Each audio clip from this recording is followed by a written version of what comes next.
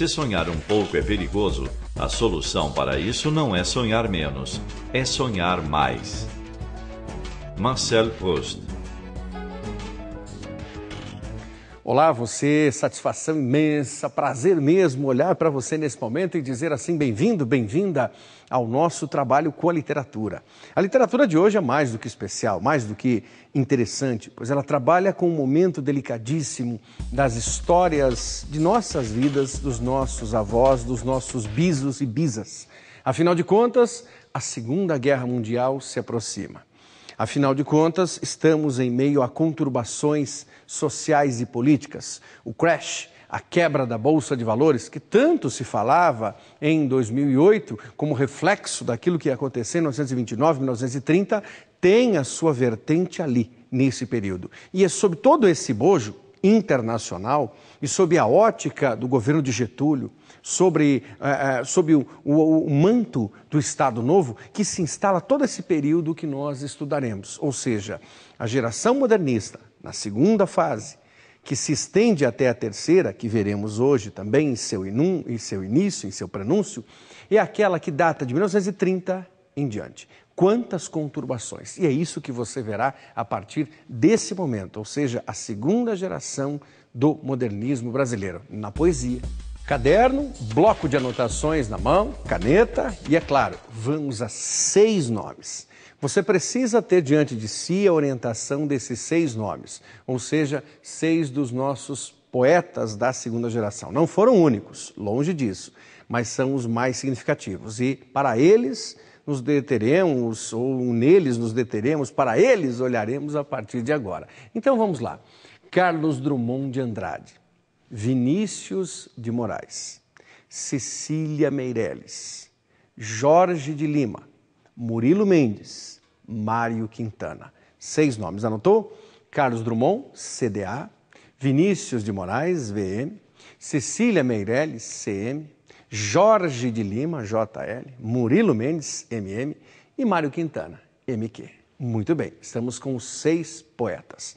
E o que eles fizeram de tão importante assim na poesia brasileira? Viraram parte da poesia de pernas para o ar.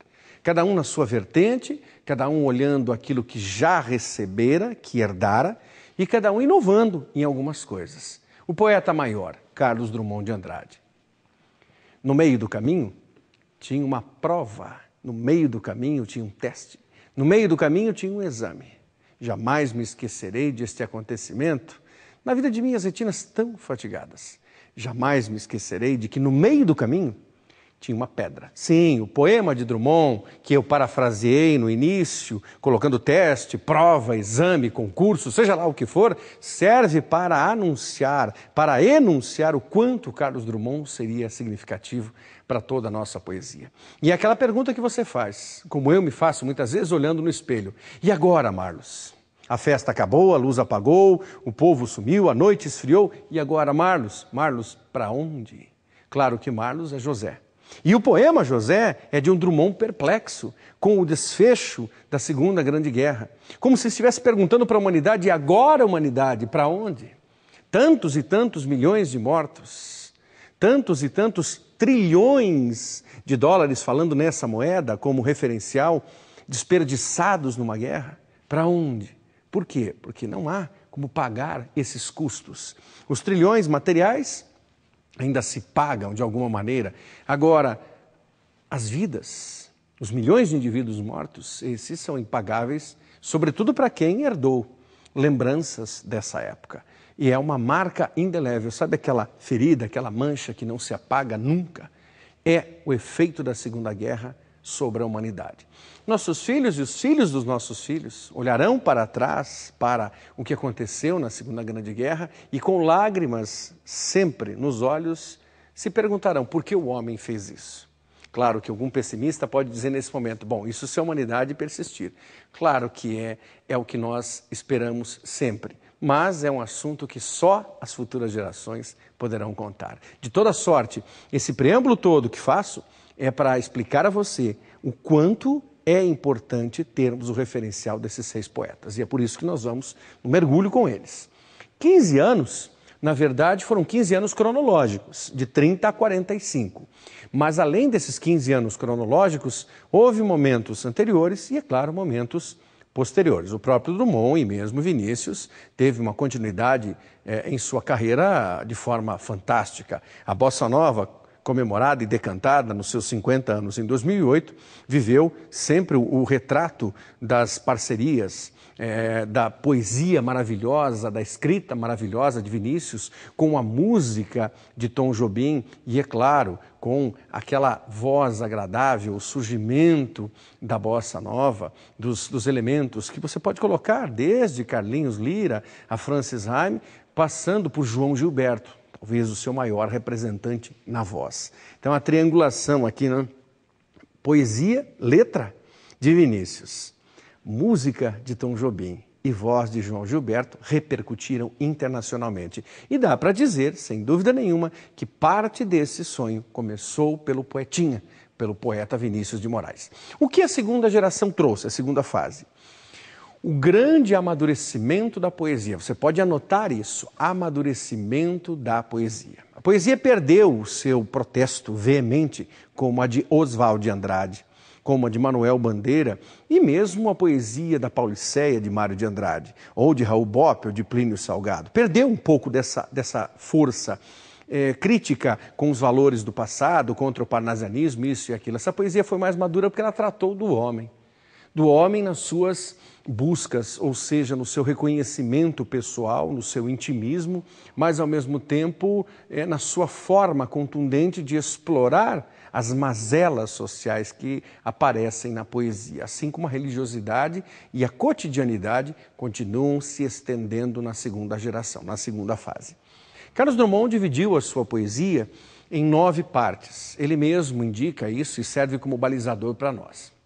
Se quisermos entender a poesia de Drummond, vale a pena você adquirir o livro Antologia Poética de Carlos Drummond, Antologia da Poesia. E ali é possível encontrar a divisão em 9 momentos da obra drummondiana. Drummond, que nasceu na cidadezinha mineira de Itabira, que fica um pouco mais de 110 quilômetros de Belo Horizonte, acabaria escrevendo o seu nome na história pelos momentos também, desde o gauche. Vai, Carlos, ser gauche na vida. Gauche significa gauche, né? Com CH. O gauche é o eu retorcido. Então, o próprio Carlos Drummond colocaria isso como tônica da sua existência. Do gauche até o Drummond que filosofa. Já não mais na cidadezinha mineira de Itabira, mas sentado em Copacabana, na praia carioca, contemplando o marzão, contemplando aquela gente, há uma estátua de Drummond ali, e vendo os seus últimos momentos de existência. O Brasil sem Drummond existe, mas a poesia sem Drummond deixa de ter sentido se nós não compreendermos, ao menos, um cadinho, como talvez ele dissesse um dia, da sua própria poesia. Então, autores como ele, Vinícius e Jorge de Lima contribuíram. Vinícius foi aquele que cantou a mulher como ninguém, nos 2 sentidos próprios da palavra. Ele cantou a mulher, ela foi inspiração para seus poemas. Poemas que ficam até hoje no imaginário das mulheres. E também cantou a mulher porque ele era um apaixonado. Um sujeito que casava, deixava de casar, casava novamente e buscava a felicidade. Ele buscou mesmo. E o soneto de fidelidade. Eu sei que você está pensando nesse soneto nesse momento. De tudo ao meu amor serei atento. Como é belo o soneto. E termina dizendo aquilo que nós mais idealizamos. Posto que é chama, infinito, enquanto dure.